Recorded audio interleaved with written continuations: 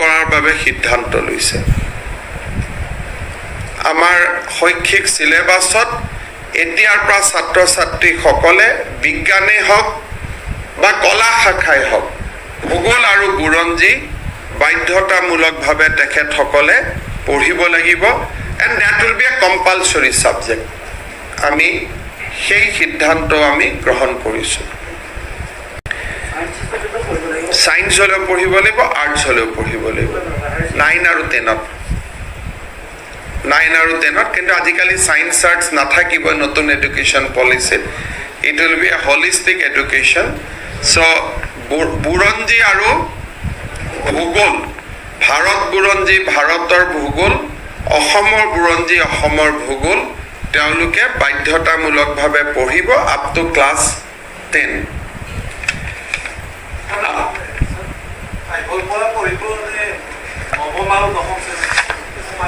definitely যেতিয়া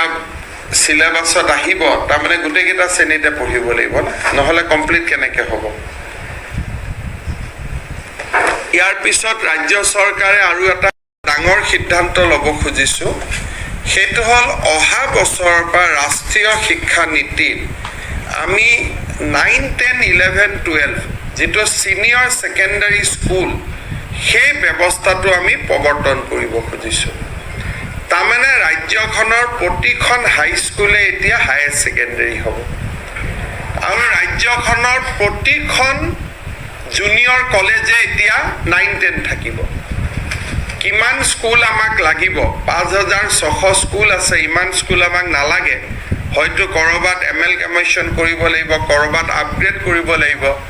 বাট এপ্ৰিল 2022 যেতিয়া আমি কলেজ খুলিম আমাৰ প্ৰচেষ্টা থাকিব যাতে আমি সিনিয়ৰ সেকেন্ডাৰী স্কুলৰ কনসেপ্টটো আৰম্ভ কৰিব পাৰো আজি কেবিনেটে সেই বিষয়ত সিদ্ধান্ত লৈছে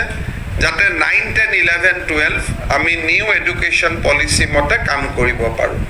ইয়াত বহুত ডাঙৰ কৰ্মযজ্ঞ কৰিব লাগিব সেৱা আৰু কাউন্সিলৰ বিলয় হ'ব লাগিব 9, 10, 11, 12 মানে বিদ্যালয় বিলাকত পোষ্ট গ্ৰেজুৱেট টিচাৰ বহুত বেছি লাগিব এই গোটেইখিনি কাম আমি কৰিবৰ বাবে গৈ আছো আৰু এই ক্ষেত্ৰত আমি নিশ্চিতভাৱে